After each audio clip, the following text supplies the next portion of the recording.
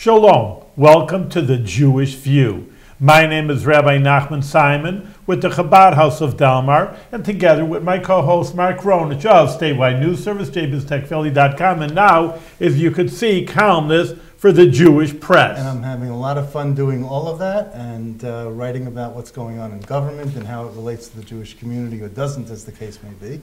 But speaking of government, we have with us today as our guest the Executive Director of Citizens Union, what's known as a Good Government Group, or GoGos, Dick Dadey. Welcome to the Jewish View. Glad to be here. Thank you for the invitation. Yeah, it's so nice to have you here. You know, tell us about Citizens Union and what your aims and objectives and vision is. Sure. So Citizens Union is almost 120 years old. It was founded back in 1897 in response to the corruption of Tammany Hall and the affairs of the city of New York. There was government corruption back then, yes, and it still goes on. But it was a union of interested citizens, civic-minded folks who wanted to have a greater, honest, and efficient government. And our work continues to today, but we've had significant achievements over those 120 years. But our focus now is really on making democracy work for all New Yorkers across all branches of government, particularly New York City and New York State. And we're here today to talk about the corruption that we've seen in Albany for a very, and it's reached an unacceptably high level. You think it's worse now?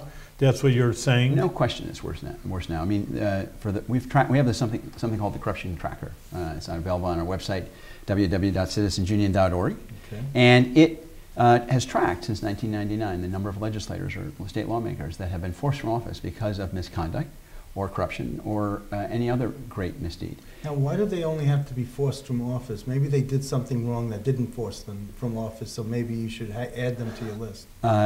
Believe it or not, just about anyone who has done something that has violated the public trust has actually lost, has been forced from office. They've either been forced from office as a result of a jury finding them guilty and being sentenced for corruption, or the assembly finding them guilty of an ethics violation, and they then lose at the election, or they feel the pressure to step down. Now, were you amazed that John Sampson was, indicted and then he won his Senate seat and he didn't get defeated? Absolutely phenomenal. Wasn't that? That's my home district, by the way. Oh, really? I grew up in Mill Basin, wow. And he would have been my senator had I still lived there. And I think it goes to the lack of public awareness about some of the problems that we're facing here in Albany in terms of having an honest government. People are so distracted and consumed with meeting the everyday obligations of their life, getting their kids to school, putting food on the table, getting to maybe at least one job, possibly 2 and 3 jobs. And so it's difficult, particularly in John Sampson's neighborhood, where the needs are so great that people just don't have time to... Do you think that's worse today than it is 100 years ago? I mean, you could say the same thing 100 years ago. Political participation was at a far greater level really? Decades ago. Our voter participation in New York City and New York State has dropped to a quarter of all registered voters actually vote in the last couple of elections. We go back to the 1970s, it was in 65%.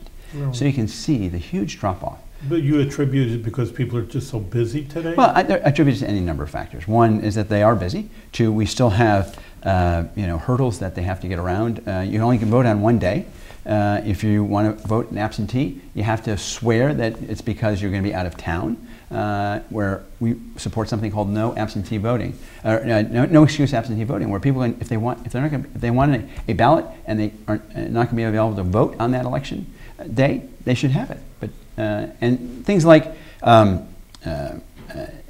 civics education, the lack of civics education in our schools is contributing mightily to this lack of awareness. Why did that come about? That's one of my bugaboos over here. All right, someone who's a little older is one thing, maybe they forgot. I don't think there's an excuse for that. But if you're in school, you're supposed to be learning history. You're there learning. That's the whole point of it. And you see these, high school kids are just really ignorant of how the American government works. That's really, you should be learning it. They should be. And, it's when I was in high school, we studied. Not too long ago. You're very kind, Mark. More years than I want to admit. Actually, 40 years ago. It's my 40th high school reunion, believe it or not, this year. I can't believe it.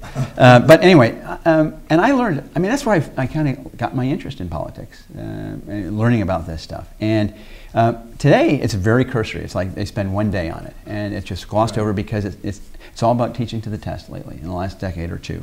And they've put less emphasis on the need for us to become model citizens. And so I think you all remember, it was not just about learning how government functions. It's like, what does it take to be a model citizen? And in terms of participation in voting, we had a culture of responsibility and obligation to work in this democratic society. So what happened? I think that our educational system walked away from it. They thought that it was something that didn't need to be supported, that would happen in other means, and it didn't. Mm-hmm. And, there's only so much. They thought maybe the parental side of this would pick it up. I don't know. I mean, it's a very good question. Why the schools lessened their commitment to this? But clearly, there is a cause and effect. We've seen voter participation rates drop.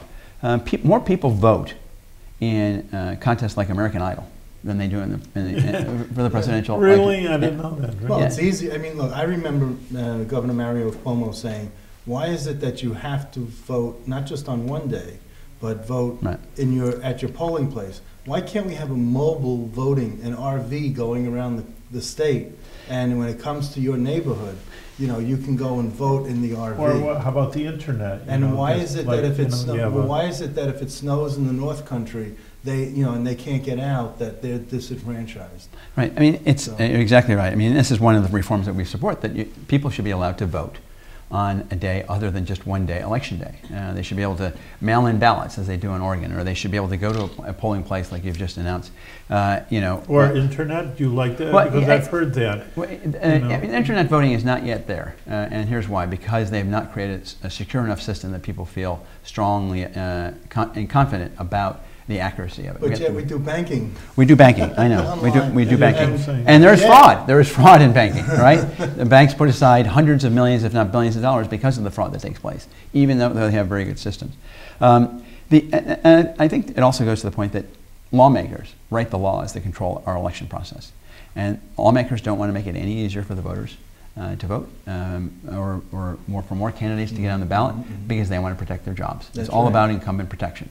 And it's a sad commentary. The IPP, the Incumbency Protection Plan. That they act out of their own best self-interest as opposed to the public interest in many of these situations. I just look at what we've been through over the past, let's say, 5 years, and I think, Blair Horner from NYPIRG was on the show, and, he said it was a Watergate moment. And, we don't have any reforms coming up in the budget.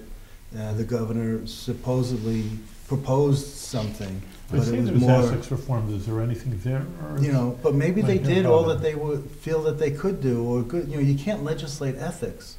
No, you can't legislate ethics, but you can create a better culture where good ethics can exist, and we have not yet done that in Albany. We are experiencing our Watergate moment, and what do we mean by that? We mean that nowhere in the history of our state has two former legislative leaders been convicted of corruption, not only within the same year, but within the same month.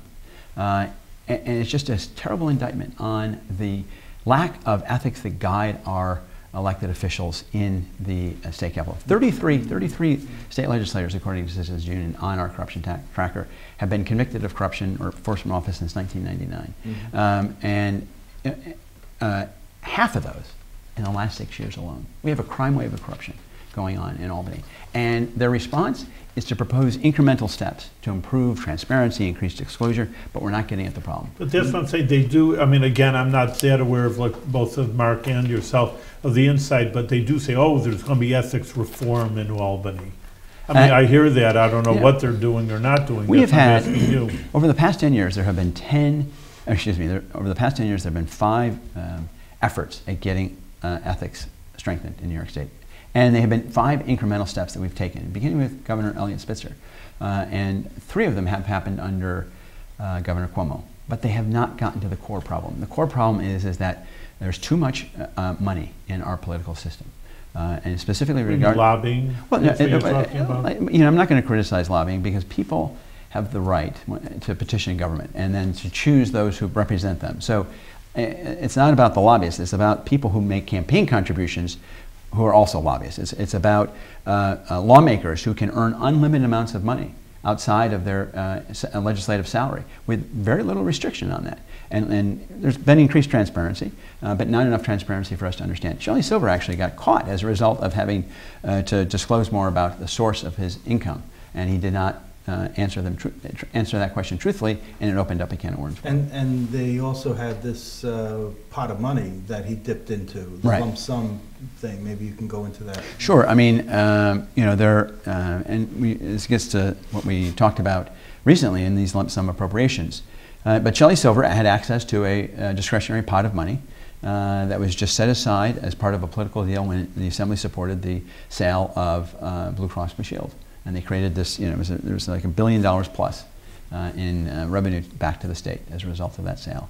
And Shelley Silver got a piece of the pie, so did Joe Bruno. And it was out of that pot of undisclosed money that Shelley Silver accessed to you know, essentially award the hospital such grants. But these kind of lump sum. But he used that lump sum to also do some private bidding, or did he use that money for Vito Lopez? No, he didn't use those people. I mean, what was the money used for? There was something nefarious that. Well, I mean, he used it to essentially reward a favored person who was bringing him business to the law firm that he worked at, right, or was employed by Liz. But that money came from. Yes. From I thought it came from the health department. That all he did was he applied for a grant for the. No. I mean, the money may have been channeled through the health department, but Shelley Silver had a pot of money. I think it was like $15 million, maybe it was $5 million every year over the course of 5 years to give out to favored interests. And there was no standards, there was no criteria, there was no application process. Right. He just made the decisions based on recommendations from lobbyists and based on on how he wanted to spend the money. And also from recommendations from that wasn't criminal then? It was not criminal, but what was criminal was trading of favors. And what is that he gave money to a physician who then directed possible lawsuits to his firm to handle. And so that was the quid pro quo, exactly.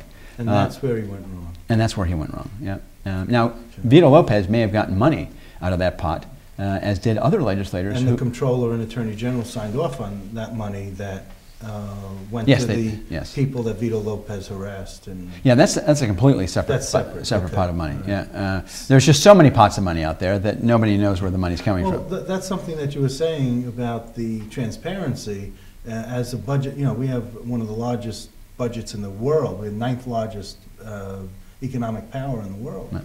And you know, New York State's budget is larger than most countries.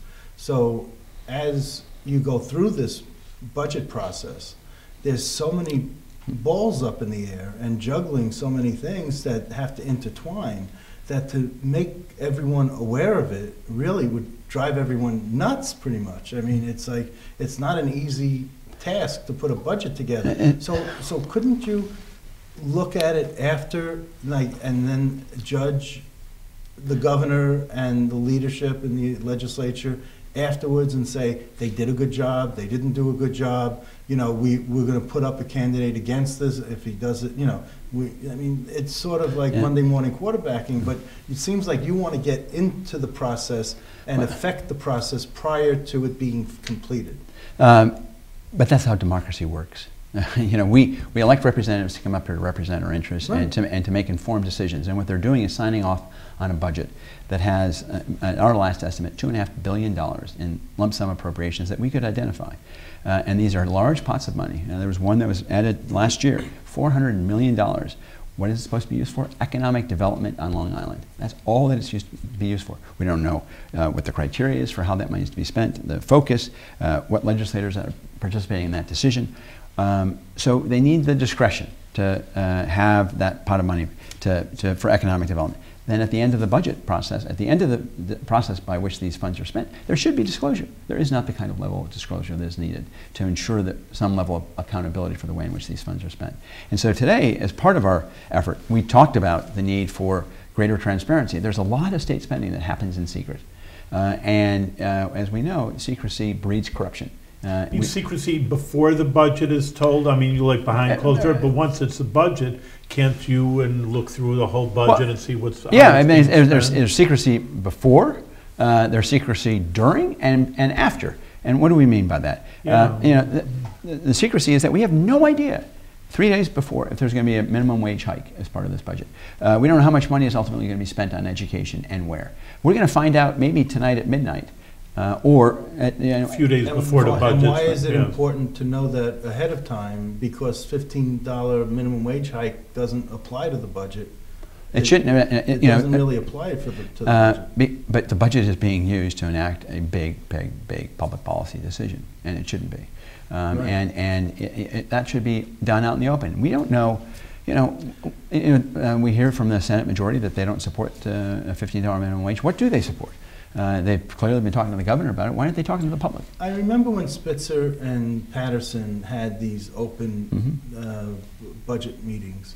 The public was invited in. They had members of the legislature and their staff sitting on both sides of this huge table in the Red Room and on the second floor of the Capitol. And then all of a sudden, people looked at this and said, what are they doing?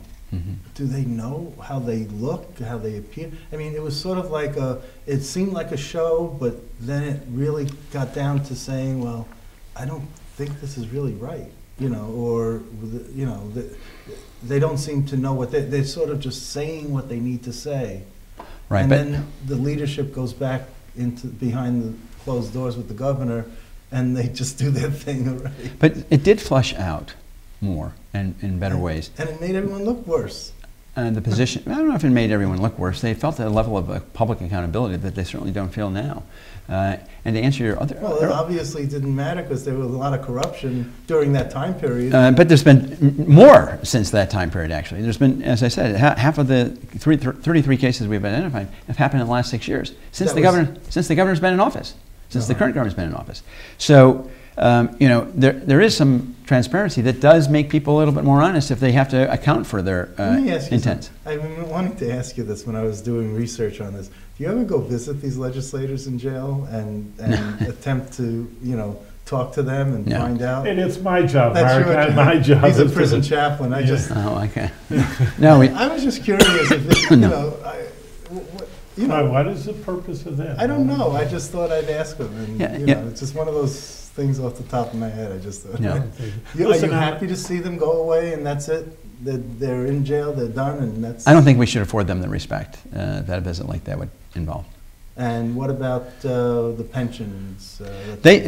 Our position on this is that the pensions should be part of the judicial discretionary sentencing guidelines. They should not should not be automatically revoked. Even if there's a felony in? Yes. It's interesting. But it all depends upon the seriousness of the crime, and the judge is best able to decide. I mean, if there is a family involved too that had been counting on a pension, you don't want to put them in the poorhouse necessarily. You want to penalize the elected official, but you don't want to necessarily penalize those who had no part in this. So let me ask you that: do you ever see that, hey, this guy's an honest official? Someone's got to be there in Albany. Someone's got to be honest. And you say, do you recommend him as put your stamp of approval to the voters? Yeah, we do actually. I mean, we evaluate candidates for elected office, and we're the only good government group that does that in evaluating those candidates. And we recommend to the voters who we think would be best able to represent the public interest. And you do recommend challenges? Oh, we do call out incumbents who are not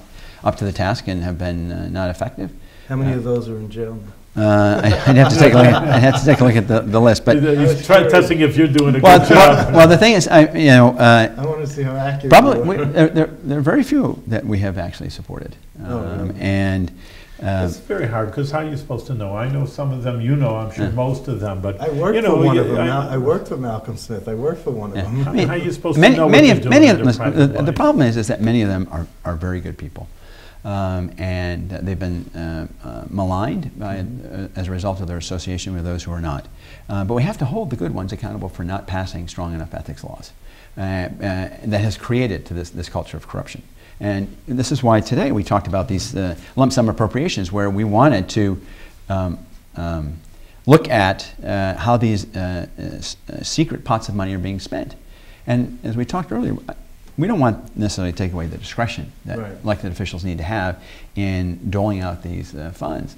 But when they make these decisions, there needs to be accountability and transparency and disclosure at the end. We need to know who the projects are, what projects are being funded, what legislators steered the money, what role did the governor have, and that there was no conflict of interest in steering it to a favored campaign contributor who's going to help build this new highway. Is there any state that you know of, maybe you're only concerned with New York State, I know you are, but maybe look, can you say, hey, there's another state, they have good, guidelines, good transparency, why don't we just follow what they've done already instead of reinventing the wheel? Well, any of our recommendations are based on looking at other states if they exist. On this level, we know that a lot of states don't have the amount of discretion that New York State has.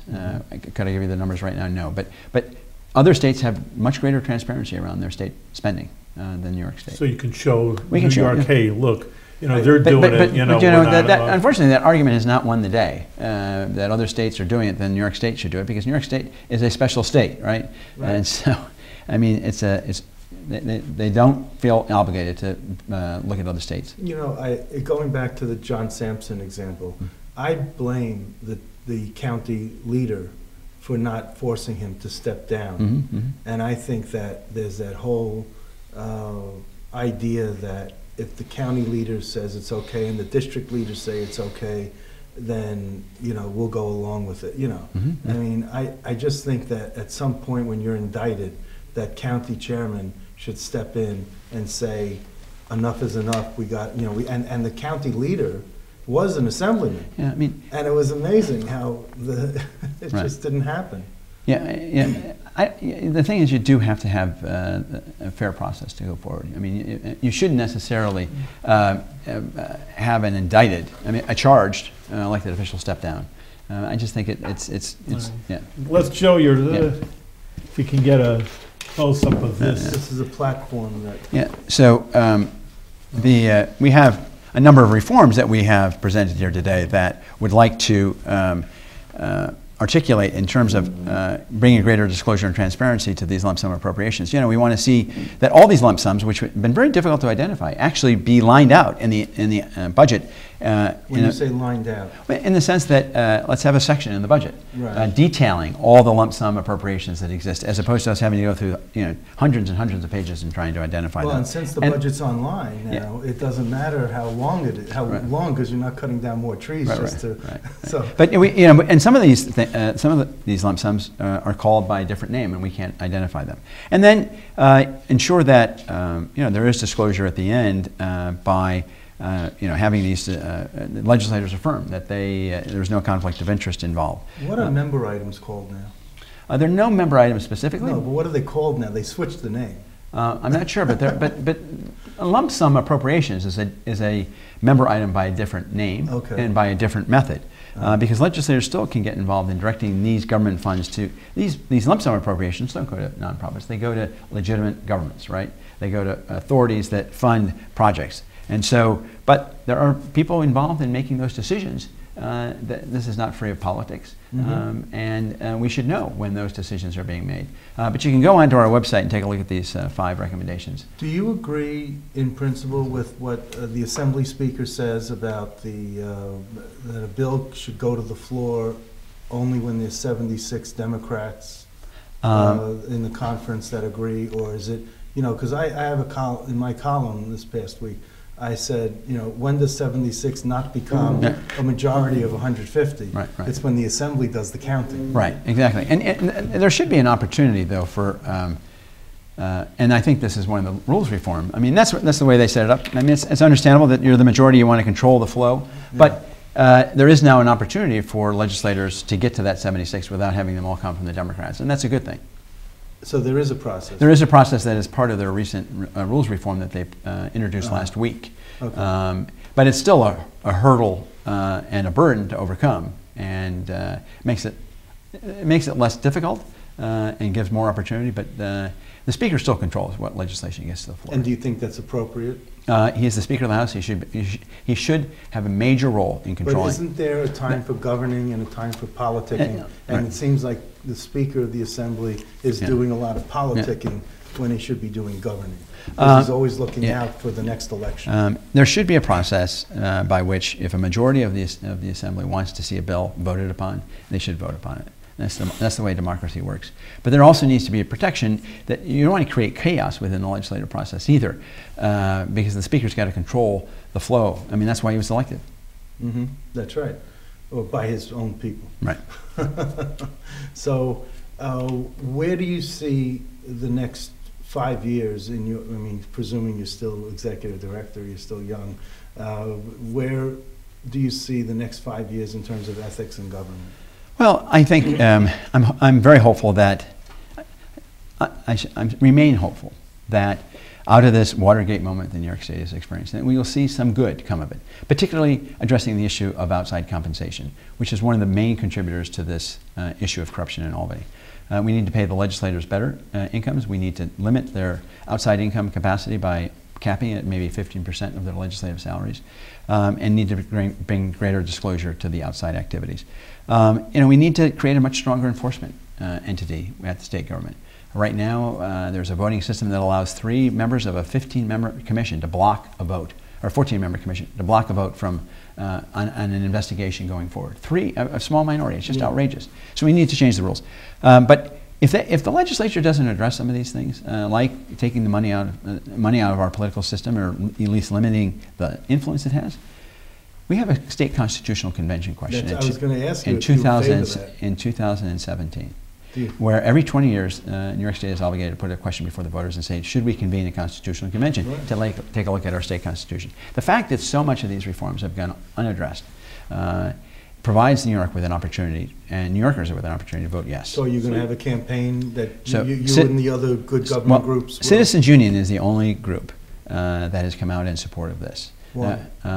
I don't think the others have decided yet. Oh, okay. I don't think any of them have decided. We've had someone on the Jewish View, but said that you're opening up a can of worms. Right. I mean, they can, they can. Democracy is a messy thing. Mm-hmm. But what we know is our democracy is also not working for us in Albany. And people in the past have acted out of fear and urged to vote no, because they don't know what's going to come out of the Constitutional Convention. So we're not supposed to try and improve our democracy by convening. You're the same people that you don't like running the legislature. They're the same people that are going to make the Constitutional Convention. No, they won't be elected officials. They won't be people who... No, there will be elected officials. I mean, there's no prohibition on elected officials running as convention delegates. And that's one of our big problems, is that the state legislators will have a leg up. But I think that given the prominence of, if we ever get to a yes vote, and we got to get through that first, I think that you'll see a wave of citizens coming forward wanting to step up and in as a convention delegate. Well, I think one of the issues with the Constitutional Convention is the fact that, and one of the guidelines that there wouldn't be, one of the proposals I heard, that there wouldn't be elected officials, there wouldn't be people tied into government, that there would be the average citizen, and that only comes down to maybe a handful of people anyway who are not connected with government. I mean, exactly. I mean, there is this effort to prohibit some legislators from serving, but the timeline is very short, and we'd have to pass an amendment before the end of this year, and it's unlikely to happen, even though we'd love to see it happen. Right. Okay. So, but that's one of the. But that does not mean that we should not have the Constitutional Convention. No, I understand, and I'm in favor of having one. I'd love it. Do you think the media has contributed to this corruption, this Watergate moment? No, I don't. By promoting, these people have egos, huge egos. Say what you want about me, just get my name right. Do you think that that they're feeding off of it? Like, no, my name's going to be in the headlines, and no. I think that the media has actually not done enough to focus on corruption, and I think that's why. Legislators are not hearing from their constituents about the level of outrage that exists because there's not much awareness about it. I mean, we had this great opportunity with Shelley Silver and Dean Scullis being convicted, and people knew about that, and more so than some of the other legislators, and we still have not been able to capitalize on that moment to bring about some of these. You think it's because the press is not just bringing it home? I'm sorry? Is it the media that's not bringing it home? I don't think the media is not bringing it home. I mean, when they do bring it home, it's not. I think again, people are not reading as much or paying attention as much, and what they're reading and paying attention to may not necessarily be corruption in Albany, unfortunately. So anyway, it's transparency. Sunlight is a great disinfectant. That's one of the slogans, and another one is transparency does away with corruption, or Well, yeah, lack of transparency leads to corruption? Well, lack of transparency leads to corruption. I mean, whenever you do something in secret, private deals are made, and there's no accountability. And so that does lead to corruption. And that's why we are calling today, and have for a long time, that there needs to be greater transparency and accountability in this state budget. And so when you have secrecy going on, whether it's through the process or through the way in which decisions are made, you're going to have corruption. All right, David, you're doing a beautiful job for the citizens, for the people of New York State and Citizens Union. Keep up the good work, keeping everybody honest and truthful, and do it with good health. Yes, continued success. Appreciate it.